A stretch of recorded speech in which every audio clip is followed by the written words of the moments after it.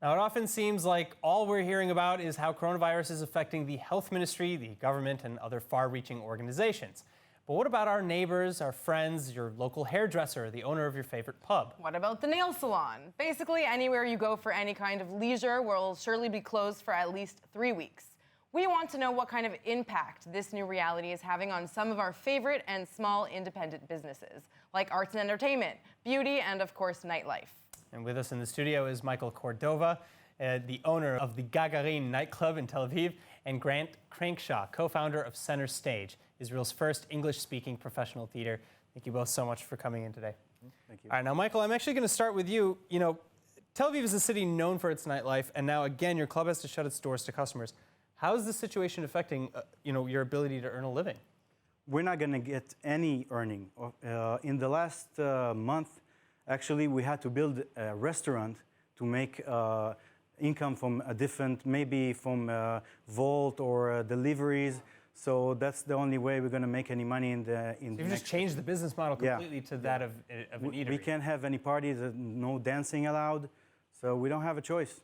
Wow. In the last 6 months, how much have you actually been open? 5%. Wow. 5%.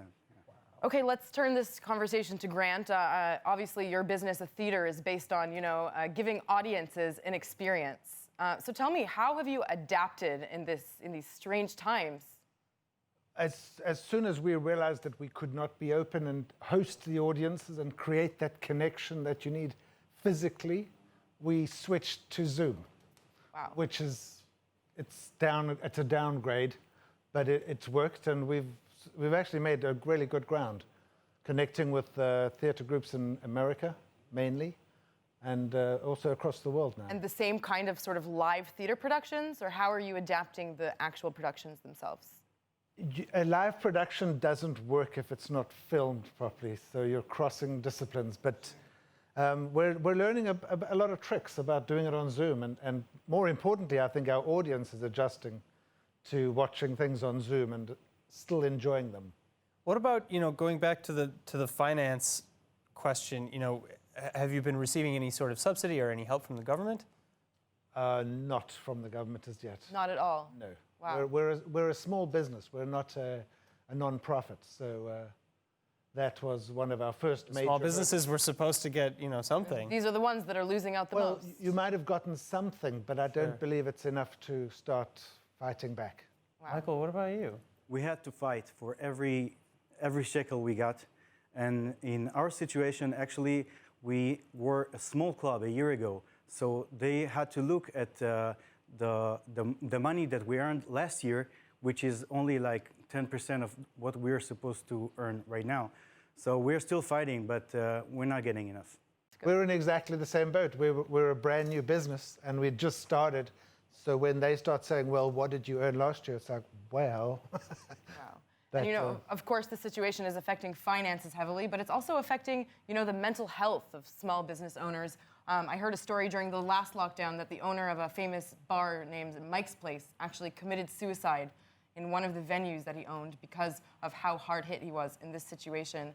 And I know you know people sort of in similar crises that have small businesses. Can you tell us a bit about it?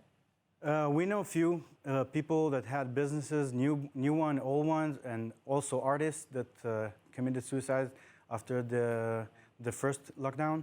And honestly, we're stressing so much so we can understand, what happened to people in the night industry.